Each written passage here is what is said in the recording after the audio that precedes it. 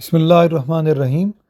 آج ہم حضور صلی اللہ علیہ وسلم کی محبت کی کیا پہچان ہے اس پر بات کریں گے۔ یہ بات ثابت ہے کہ جو شخص جس سے محبت کرتا ہے تو وہ اس کو اپنے آپ کو اس شخص کے ساتھ اس جیسا بنانے کی کوشش کرتا ہے، اس کو فالو کرنے کی یعنی اس کے پیچھے چلنے کی کوشش کرتا ہے، اس کی عادات، اس کے طریقہ کار، اس کی زندگی کے طریقے کے مطابق اپنی زندگی کو کرنے کی کوشش کرتا ہے، اور اگر وہ ایسا نہیں تو ظاہری بات ہے کہ پھر وہ شخص محبت کے دعوے میں سچا نہیں ہے۔ اسی لیے حضور صلی اللہ علیہ وسلم سے جو شخص محبت کا دعویٰ کرتا ہے لیکن آپ صلی اللہ علیہ وسلم کی پیروی نہیں کرتا، آپ کے احکامات کو نہیں مانتا، ان پر عمل نہیں کرتا، تو اس سے یہ لگتا ہے کہ پھر وہ شخص اپنی محبت کے دعوے میں سچا نہیں ہے۔ اور حضور صلی اللہ علیہ وسلم کی محبت کی جو علامات ہیں کہ آپ صلی اللہ علیہ وسلم کی محبت کی جو شرائط ہیں وہ یوں ہیں کہ حضور صلی اللہ علیہ وسلم کی پیروی کی جائے، آپ کے حکم کو مانا جائے اور آپ کی سنت پر عمل کیا جائے، اور آپ صلی اللہ علیہ وسلم کی تمام باتوں اور آپ کے تمام جو آپ کی سنت میں جو آپ کے کام ہیں، اپنے تمام کاموں میں ان کا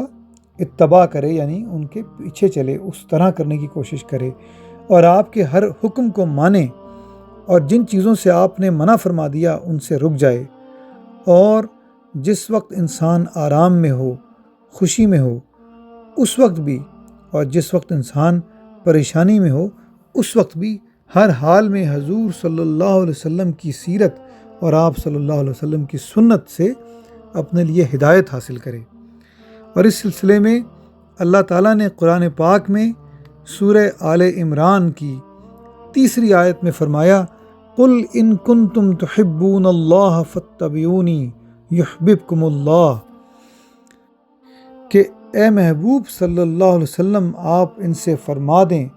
کہ اگر تم اللہ کی محبت کا دعویٰ کرتے ہو تو میرے فرما بردار ہو جاؤ، تو اللہ تعالیٰ بھی تمہیں اپنا دوست رکھے گا۔ اسی طرح محبت کی دوسری پہچان وہ اس طرح سے بھی ہے کہ آپ صلی اللہ علیہ وسلم نے جو چیز بھی کہہ دی یا جس بات پر عمل کرنے کے لیے ترغیب دلائی اس پر عمل کیا جائے، اور جو اپنی نفسانی خواہشات ہیں، اپنے دل کی جو خواہشات ہیں، ان کے مد مقابل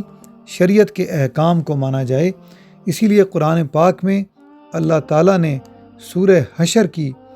آیت نمبر 9 میں یہ کہا، والذین تبوؤا الدار والایمان من قبلہم یحبون من ہاجر الیہم ولا یجدون فی صدورہم حاجۃ مما اوتوا وَيُؤْثِرُونَ عَلَىٰ أَنفُسِهِمْ وَلَوْ كَانَ بِهِمْ خَصَاصَةٌ، اور اس کا ترجمہ کچھ یوں ہے کہ اور جنہوں نے اس شہر یعنی مدینہ میں گھر بنایا اور ایمان لائے، وہ ان سے محبت کرتے ہیں جو اپنے ملک کو چھوڑ کر آ گئے، یعنی کہ مہاجرین، اور اپنے دلوں میں کوئی اور مقصد نہیں رکھتے، اور اپنی ضرورت ہونے کے باوجود بھی ایثار کرتے ہیں، یعنی قربانی دیتے ہیں۔ یعنی کہ اس آیت میں یہ ہے کہ مدینہ منورہ میں انصار کے ہوتے ہوئے مہاجرین تشریف لائے، انہوں نے مدینہ کو اپنا گھر بنا لیا، اور حضور صلی اللہ علیہ وسلم نے انصار کو حکم دیا کہ وہ مہاجرین کو اپنا بھائی بنا لیں، ان کے ساتھ اپنے سامان کو، اپنے مال کو آدھا آدھا تقسیم کر دیں۔ تو انصار نے خوش دلی سے یہ کیا، چاہے ان کی اپنی ضروریات موجود بھی تھیں، مگر انہوں نے حضور صلی اللہ علیہ وسلم کے حکم کو افضلیت دی۔ تو اس کے اوپر اللہ تعالیٰ کی یہ آیت ہے کہ جس میں یہ کہا جا رہا ہے کہ وہ اپنی ضرورت ہونے کے باوجود ایثار کرتے ہیں، یعنی کہ قربانی دیتے ہیں۔ تو یہ پہچان ہے حضور صلی اللہ علیہ وسلم سے محبت کرنے والوں کی۔ اور حضور صلی اللہ علیہ وسلم کی محبت احادیث کی روشنی میں کس طرح ہے، اس کو یوں سمجھتے ہیں کہ انس رضی اللہ تعالیٰ عنہ سے روایت ہے کہ حضور صلی اللہ علیہ وسلم نے ان سے فرمایا کہ اے بیٹے، اگر تمہیں یہ صلاحیت حاصل ہے کہ تمہاری صبح اور شام کسی کی طرف بھی دل میں کوئی بغض، کوئی برائی اور کدورت نہ ہو، تو اس بات پر عمل کرو۔ اور اس کے ساتھ ہی آپ صلی اللہ علیہ وسلم نے فرمایا کہ اے بیٹے، یہ میری سنت ہے، یہ میری سنت کا، یعنی یہ بات میری سنت کا حصہ ہے، اور جو بھی میری سنت کو زندہ کرتا ہے، اس پر عمل کرتا ہے، اس نے مجھ سے یعنی محبت کی، اور مجھ سے محبت کرنے والا میرے ساتھ جنت میں ہوگا۔ اس حدیث سے شریف سے یہ واضح ہو گیا کہ جس شخص کے دل میں یا جس شخص کو یہ صفت حاصل ہے کہ وہ کسی کے ساتھ بغض اور کدورت نہ کرے، اپنا دل صاف رکھے، کسی کی برائی نہ سوچے، وہ اللہ اور اس کے رسول صلی اللہ علیہ وسلم کی محبت میں سچا ہے۔ لیکن اگر کوئی شخص